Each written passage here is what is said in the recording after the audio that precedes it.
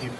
Good evening, everyone. Welcome. We're going to call to order the Planning Board meeting for today, Wednesday, December 12th, 2018. Sorry about the cold room. We needed the room for the size. We've got the size. Can't do anything about the heat just yet. So it is what it is. Because of the room, we are missing a little bit of the functionality of the other space we use, specifically meaning the heat and the television, the big screen TV that we're able to put our plans up. We can't do that today, and also so we're going to be using this easel over here to try to display what the plans that our applicants are bringing before us. The room's a little bigger, so if we do, if you have any comment, all we ask is that first you wait until somebody recognizes you, come up to the microphone, tell us your name, where you live, and then let us know what your comments are. Okay. So today we have 3 new public hearings, a continued hearing on the proposed zoning amendment, and regular business items that we'll finish up with. So the first item on the agenda tonight is a new public hearing, and it's my obligation to read the legal notice. So in accordance with the Massachusetts General Laws, Chapter 40, Raleigh Protected Zoning Bylaws, and the Raleigh Planning Board Rules and Regulations, the Raleigh Planning Board will conduct a public hearing on Wednesday, December 12th at 7:30 p.m. in the auditorium on the second floor of the Town Hall building located at 139 Main Street, Raleigh, relative to the applications filed for approval of a definitive subdivision plan. The applicant owner is Maven Revocable Trust, Bonnie Berkowitz, trustee, et al., of 25 Main Street, West Paris, Maine, who has submitted a definitive subdivision application in association with Sandy Brook Revocable Trust of 517R Weathersfield Street. That proposes a 4-lot conventional subdivision consisting of parcels located at 623, 607, 615, 517R, and 599 Weathersfield Street, in addition to parcels located off Weathersfield Street and off Pine Needle Lane, also identified as Assessor's Map 11, lots 53, 54, 54-1, 56, 58, 58-1, 58-2, 58-2A, 62, and 63. The definitive subdivision plan application, including plan sheets prepared by Camet Engineering of Amesbury, dated October 24th, are on file. The application, plans, and relative documents are on file with the Raleigh Planning Board and are available for public inspection at the Raleigh Planning Board office, Town Hall Annex, 39 Central Street, during public office hours. So, the meeting's open. If I could just ask the applicant or its representative to, if you wouldn't mind, just letting us know what you're submitting. Sure. For the record, Robert Blanchett, civil engineer, Camet Engineering. Camet has, on behalf of the applicants, the definitive plan, it follows the submission of a preliminary plan where the applicant and myself had discussed the contents of the preliminary plan with the board. During that meeting, we discussed topics of roadway length, for example, stormwater management system. Since that time, the definitive plan has been revised to include a roadway length no greater than 500 feet, as discussed during the preliminary plan. I think I have a microphone right here. Can everybody?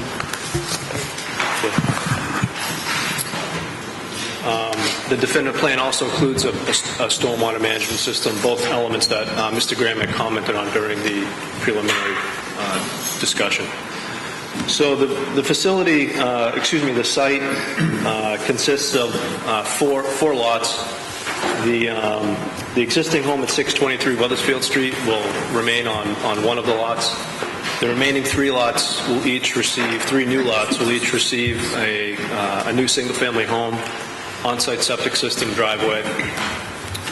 The 3 homes will be serviced by municipal water supply.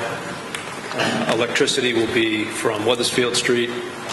The project also includes a sidewalk, street lights, and of course a roadway constructed to the town's roadway standard. So the septic systems on site will be designed in compliance with the state environmental code. We have all the soil testing to support that, to support the design of the septic systems, along with the design of the stormwater management system.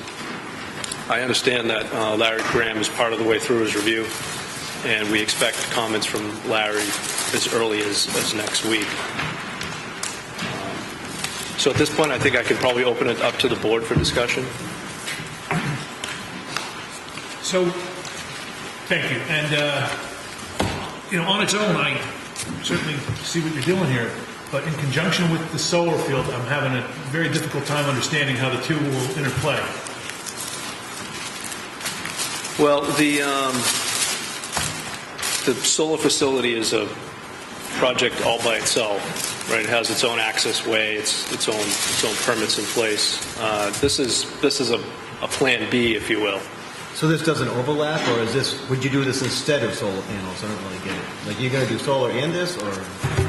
It would be, I can let the applicant speak, but I think Mr. Beatrice, who's unable to be here at the moment, but I think he spoke with Mr. Baker today and answered that question specifically. Yeah. Yeah. And I think we probably would do one here, just confirm, yeah. So my understanding we was Mr. filed an Beatrice- application, Yeah. and as a property owner, we're going through a particular process. And what we do with the application is what we do with the application.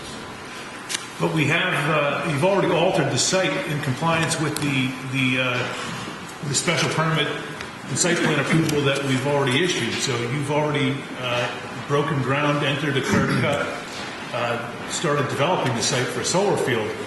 My understanding is that, well, not my understanding, it's right here on the plan.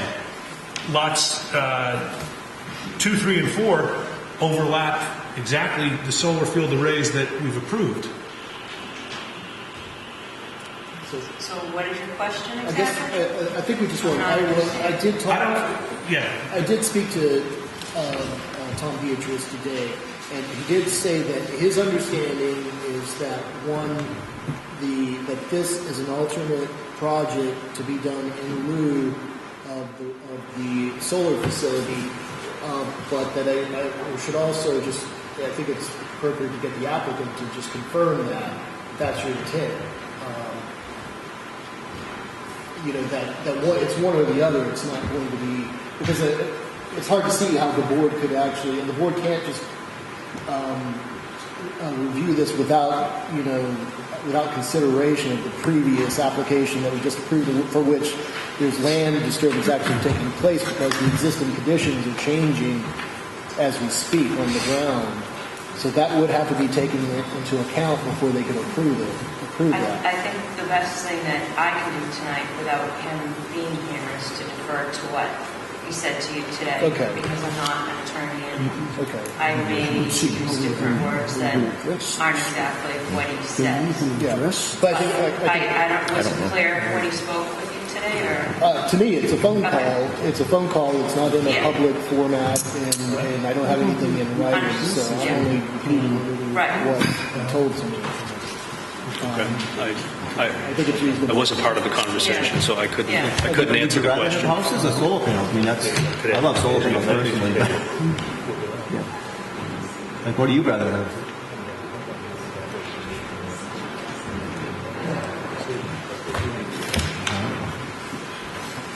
I guess So what is this? I guess might as well continue. You want to continue it? Continue the No, I hearing? make a motion to continue. Yeah, so Mr. Beatrice. Somebody second. Second. All in favor?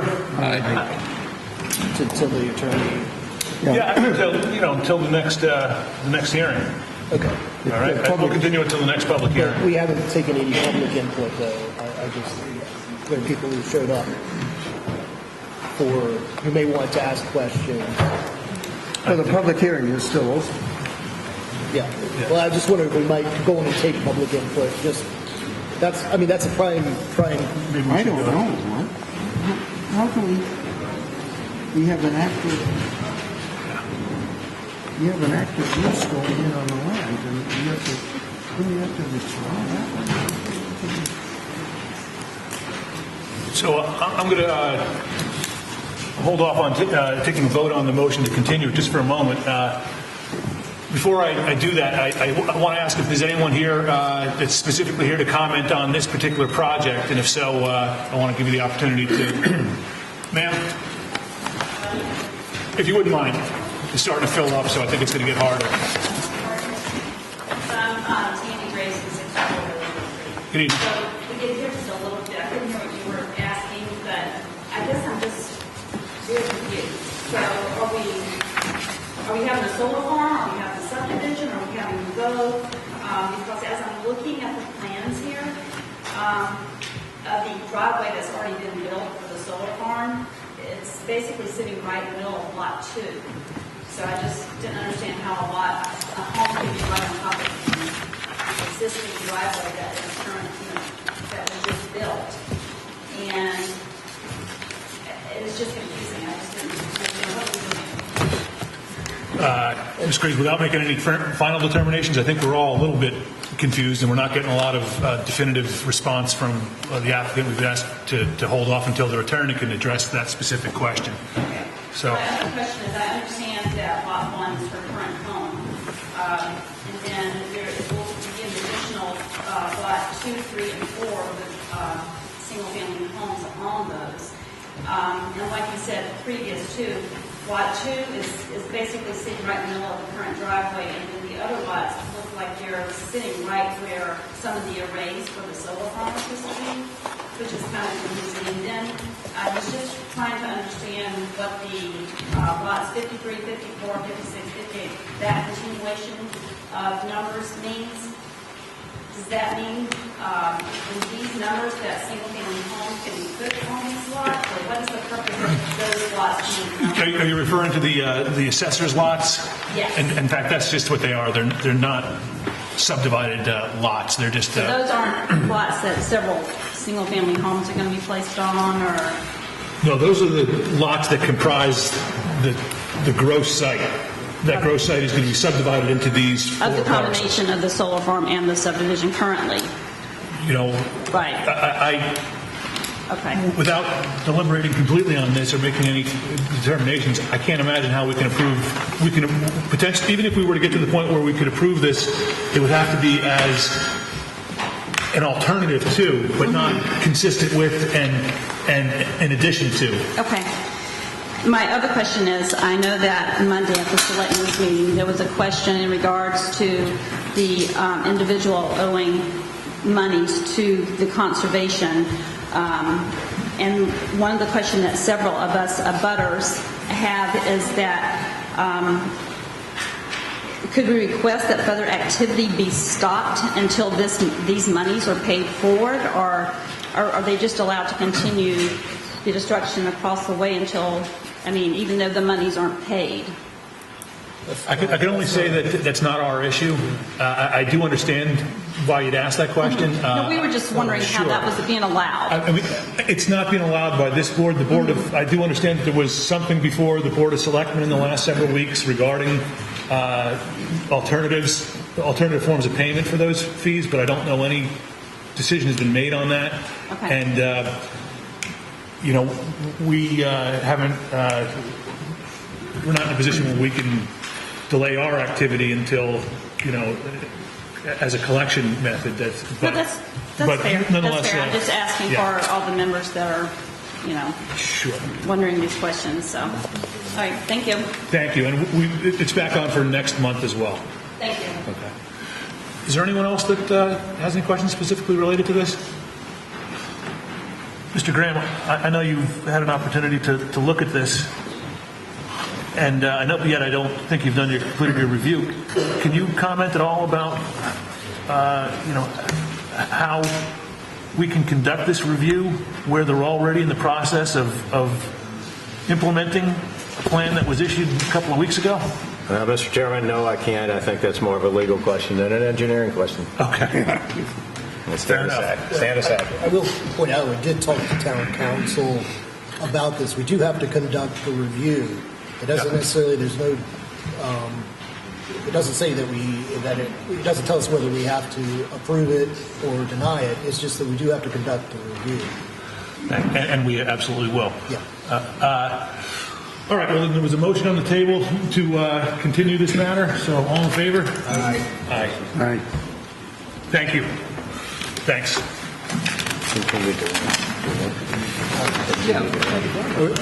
What, I think January 9th is the continued date. January 9th? Okay.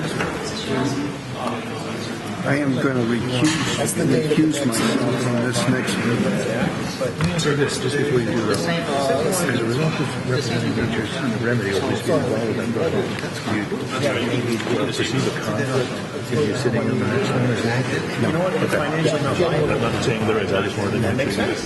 I'm sorry. Isn't that the one up in the shopping plaza? Yeah, exactly. We both knew. Rich, did you make an announcement whereby those continued to January 9th? Nobody heard this. Okay. Mr. Cameron, or probably Rob, I just want to let you know January 9th is the continued date. Okay, and for anybody else, this matter will, the matter we just continued to January 9th. Thank you. Okay, for the record, I am recusing myself. Where's our, hey, Kirk. Oh, there she is. Donna, just want to make sure you picked up David recused himself on this next issue. So, the next item on the agenda is a new public hearing. I'm obligated to read the legal notice. So, in accordance with the Massachusetts General Laws, Chapter 40A, Raleigh Protective Zoning Bylaws, and the Raleigh Planning Board Rules and Regulations, the Raleigh Planning Board will conduct a public hearing on Wednesday, December 12th, 2018 at 7:45 in the auditorium on the second floor of the Town Hall building located at 139 Main Street, Raleigh, relative to an application for a special permit with site plan review for the operation of a registered marijuana dispensary known as an RMD and the operation of a marijuana retail establishment at the property located at 264-268 Newburyport Turnpike, also designated as Assessor's Map 13, Lot 13. The property consists of 1.14 acres and is located in the retail zoning district. The applicant, Nature's Remedy of 110 Turnpike Road, Suite 114, Westboro, Massachusetts, on behalf of the property owner, 264 Newburyport Turnpike LLC, proposes to operate a registered marijuana dispensary, RMD, and a retail marijuana establishment in the retail zoning district pursuant to zoning bylaws, the bylaws section 4.6.3 section K and 4.6.3 section O, respectively. Approval of the above cited use shall be done pursuant to the requirements of the bylaws sections 4.13, marijuana not medically prescribed, and sections 7.6, site plan review, and 7.8, special permits. Applications, plans, and any relative documents are on file with the Raleigh Planning Board and are available for public inspection at the Raleigh Planning Board office, Town Hall Annex, 39 Central Street, during public office hours. So, for the applicant, Yes, thank you, Mr. Chairman. My name is Bob Carver with Nature's Remedy, Massachusetts. I'm also here with Justin Lundberg. He's also with Nature's Remedy. And Steve Sawyer, he's the civil engineer with Moore and Cameron. We're here in reference to 264 Newburyport Turnpike for special site plan approval, special permit for adult use at that location. I'm going to have Steve just step right in and starting with a look at the plan and his review of this, and as I'm sure we'll have questions as we go, and myself and Justin will answer any questions that you have. Thank you. Good evening, Steve Sawyer with the Moore and Cameron Group. So I'm sure everyone here is aware of the property. It's been operating as a used car sales area and also an auto and truck repair area. The entire parcel, or actually the entire parcel back to the rear building, is currently paved. There's basically a large open curb cut along the entire frontage along Route 1. As part of the project, Nature's Remedy will take over control of the entire site, so the use in the rear building will be vacated and the rear area will be cleaned up. And as part of the improvement here, there'll be a 1,000 square foot addition to the front of the existing auto sale and repair shop there. And then one of the major improvements is to clean up the site entry there. The Raleigh regulations do require a landscaped area between the parking and the roadway. And what we're proposing to do here is to carve out this large paved area and create a centralized entry. It would be at the south end of the site. Currently, there's an entry here and an entry here. This would be landscaped. There'd be a two-way egress, entry and exit into the site. And then what we've done is we've created a organized parking around the building. So the parking bay in front is two-way. And then as you get to the corner here, these spaces are all filled. It's a one-way loop around the building and up. With this project, there'd be employee parking. There's an existing gravel area in the back. The employees would park here, leaving all 28 spaces in the front, paved spaces, improved spaces in the front for the retail operation. As we know, as I've indicated, the retail only requires 11, but indications are that it would require substantially more parking, so we've almost tripled the required amount. There is a small area offsetting the landscape area. We're actually going to be carving out some landscape islands around the building, creating some landscape improvements here, handicap parking in front. One item here is a grade slopes away down towards Route 1. So the front of the building will be about 18 inches above grade. So what we've done is we have our handicap two-van accessible, the main entry here, the main access sidewalk here, then there'd be a handicap ramp to the entrance door. So this is where the security they clear to enter the retail area, and then the exits on this opposite side with the ramp down. So it's a circular motion through the facility itself. This is all paved parking around the building, and it's actually one thing we are doing here. Just by increasing the permeable surface, we're reducing the stormwater flow off the property. But what we're doing here is the sheet flow flows towards Route 1. Now it will flow towards this landscaped area, and we're actually providing a small rain garden here where the water could pond and be treated prior to flowing off the property. And then on the south side, there's sheet flow in this manner. We'd carve out a water quality swale on this edge that would treat the stormwater running off the property to the south. We're going to maintain this southerly edge of pavement. That's remaining unchanged, not expanded. And once again, we are increasing this is currently gravel, compacted gravel, that we convert to pavement. So as far as the access to the rear, we're going to actually provide a guardrail here, basically keep all the retail and activity up here, and the employees we maintain a gap here where the employees can park in the rear. And actually, in the event, sometimes during the openings, these might see heavy activity for the first month or two.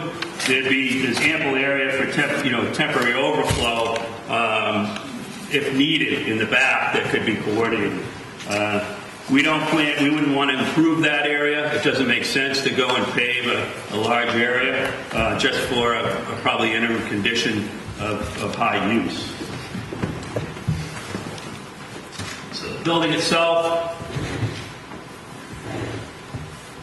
So when you look at this, actually this is a side elevation. So this is the existing building. And so the addition would extend off towards Route 1 there. So looking from Newburyport Turnpike at the front, here's your entrance and your exit, the gabled end. I believe it's hardy plank or cementatious siding with, I think it's vinyl. It's the vinyl salt trim, so low maintenance. And then the sign would be situated above, sort of just below the gable end in that band. So it's what we're doing here is definitely a substantial improvement. There will be landscaping around. This doesn't quite, the front elevation hasn't been quite coordinated with the site plan. As I mentioned, there'll have to be a ramp up here. But if you notice in the site plan, there is room to get landscaping between your front walk along the parking and the ramp, so you can get a little landscape buffer in between the building and the parking, along with two islands here to get some planting there around the building and planting on either side. As far as the signs proposed, I think the sign that was submitted with the application has been updated. I think I believe this is a sign. I think we're looking at this as a preferable sign, I believe. Yes. So it's actually a little, not quite as bold, a little more subdued, I think, than the original sign proposed. And I think it would work well with the building itself. Any proposed lighting? I'm sorry? Any proposed lighting? Yeah, there'd be down lighting on the sign. There'd be some. Just to let you, that's separate approval. And there's going to